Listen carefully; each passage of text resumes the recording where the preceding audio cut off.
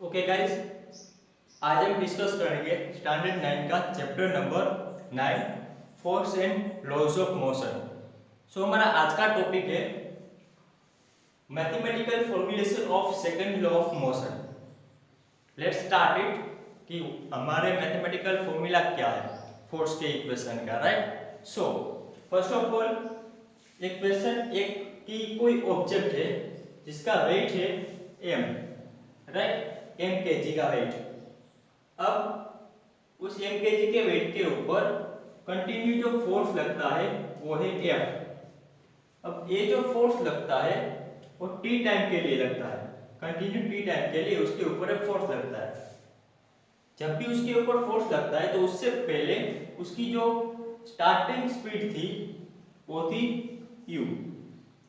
Force लगने के बाद t टाइम के बाद जो उसके ऊपर फाइनल वेलोसिटी आई, स्पीड आई, वो थी v, राइट।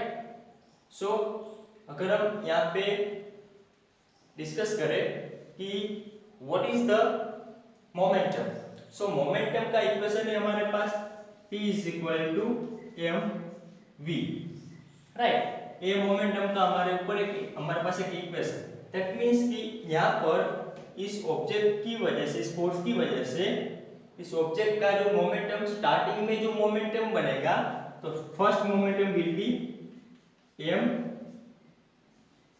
You, right. और t सेकंड के बाद जो फाइनल मोमेंटम बनेगा that will be p2 is equal to mv, right. So what will be the changes in the momentum? So changes in the momentum,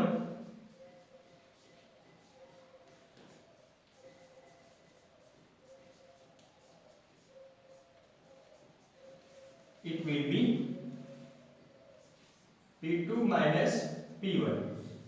So what happens here? mv minus mu, if we, right. So this is the change in the momentum. Okay. Now guys, जब भी उसके ऊपर force लगता है that means कि अब बात करते हैं फोर्स की। मोमेंटम हमें पता है, changes in the momentum that means कि p, राइट। तो p proportional to m v minus u, मतलब वेलोसिटी के फाइनल वेलोसिटी और इनिशियल वेलोसिटी के डिफरेंस के proportional is momentum. Now what is the meaning of force? So force that means हमारे पास एक force is, that means force is equal p is equal to, force is equal to f and force is equal to p by t, right. This is force that means the change in momentum in unit time, this is called as force. So हमारे पास force is proportional to change in momentum divided by t. So p की value यहाँ पर कितनी है? m v minus u. So m v minus u divided by t. चलो इसको हम यहाँ पे लिखते हैं। Now force will be proportional to m v minus u divided by t. We can write like this. Clear? अब suppose हम यहाँ पे proportionality constant, ये proportional हटा देते हैं। So f will be k m v minus u divided by t. यहाँ पे k है, this is called as the proportionality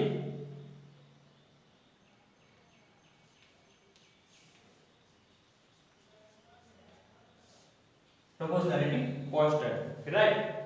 So guys, a है v minus u divided by t. तो v minus u that means कि change in velocity in unit time, this is called as acceleration, right. Velocity divided by time is called as acceleration. So this will be km a, तो ये हो जाएगा हमारा पूरा acceleration. तो this is called as the force, right. तो force का जो अगर फाइनल इक्वेशन लिखे तो f is equal to ma, this is called as the equation of force, right. तो f is equal to ma. अब what is the momentum? So guys, जब भी क्रिकेट के अंदर कई बार हमने देखा होगा कि जब भी कोई बॉल उछलता है, कैच आता है, तो जो फील्डर होता है उस बॉल को कैच करने के बाद थोड़ी देर अपने हैंड्स को बैक ले जाता है, राइट। अब होता क्या है, बैक ले जाने से या हाथ को बैक ले जाने से फोर्स कम लगता है। ये कैसे होता है? तो देखो हमारे पास एक इक्वेशन है कि ये जो इक्वेशन है v minus you divide by t, right. So जैसे ही आप टाइम ज्यादा लेंगे, जो फोर्स लगा, राइट, यहाँ से लिया हमने, फिर से पीछे लेट, तो फोर्स लगने का टाइम ज्यादा होता है। अगर टाइम ज्यादा है दैट मींस कि टी यहाँ पे ज्यादा होता है, तो क्या होता है, फोर्स कम लगता है। टाइम ज्यादा हुआ तो फोर्स कम होता है, राइट। अब तो इसकी वजह से होता क्या है कि कैच, बॉल का जो कैच लिया है उसने, बॉलर ने, तो हाथ को इंजरीज कम होगी, राइट। दूसरी बात, हमारे पास एक इक्वेशन था दूसरा कि हाँ दिस वाज, राइट। चलो हम यहाँ पे ऐसा लिखते हैं कि f is equal to m v minus you divide by T. ये हमारा एक इक्वेशन है, क्योंकि हम यहाँ पे f is equal to m लिया, तो a की value v minus you divide by T, same equation is here. अब क्या कर रहे हैं हम कि f को t से मल्टीप्लाई कर रहे हैं और m को v से मल्टीप्लाई करेंगे, mv माइनस mu। अब इस केस के अंदर मानो कि जो फोर्स लगता है और जो टाइम दिया है t is 0, suppose t will be 0, so what happens, तो यहाँ पर होगा क्या कि ये पार्ट 0 हो जाएगा, तो mv minus mu, so what will be here, mv equals mu, m will be cut and v equal to u will be, right। that means कि जब भी टाइम 0 होता है तो फोर्स लगता नहीं है, फोर्स भी 0 हो जाता है, तो उस टाइम पे final velocity and initial velocity दोनों इक्वल हो जाती है। अब मानो कि फोर्स 0 है, लगने वाला फोर्स जो है T वो 0 है, तो सेम सिचुएशन विल बी कि V will be equal to U, तो final velocity equal to V हो जाएगी। Same situation will be for the both the case, right. अब मोमेंटम की बात करें तो मोमेंटम एक्चुअली है क्या कि मानो कि कोई भी वेट, मोमेंटम डिपेंड करता है उस ऑब्जेक्ट के वेट के ऊपर भी, राइट। देखिए यहाँ पे हमने मोमेंटम लिया हुआ है, तो momentum is proportional to m and velocity. कई बार हमने देखा होगा कि ट्रेन है या तो ट्रक है, ट्रक और साइकिल दोनों सेम स्पीड से जा रहे हैं, राइट, दोनों 60 किलोमीटर की स्पीड से जा रही है। अब ट्रक का वेट ज्यादा है, मोटर बाइक का वेट कम है, दोनों एक साथ स्पीड ब्रेक लगाएंगे, तो क्या होता है, ट्रक थोड़ी देर बाद रुकेगा, राइट, स्पीड सेम है बट दोनों का मास है वो अलग अलग है, और बाइक इमीडिएटली रुक जाएगा, ट्रक थोड़ा डिस्टेंस कवर करने के बाद रुकेगा। दैट मींस कि जिसका वेट ज्यादा उसका मोमेंटम भी ज्यादा होता है, right.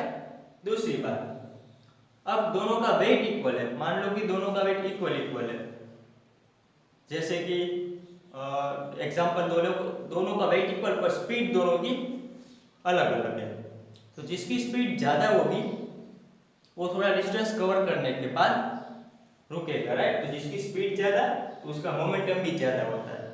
Okay guys, this was about the mathematical expression of the second law of motion, right. so this was the equation of force and momentum।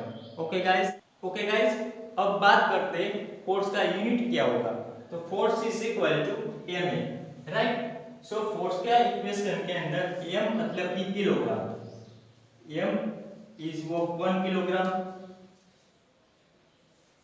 a which is given that means की acceleration, so it is meter per second square। so force का जो unit बनेगा it will be 1 kg into 1 meter per second square, right। so answer will be 1 kg into meter per second square। this is the unit of force, and 1 kg into meter per second square it is also called as 1 Newton. Right? This is also called as the unit of force. Okay guys, thank you. Have a nice day.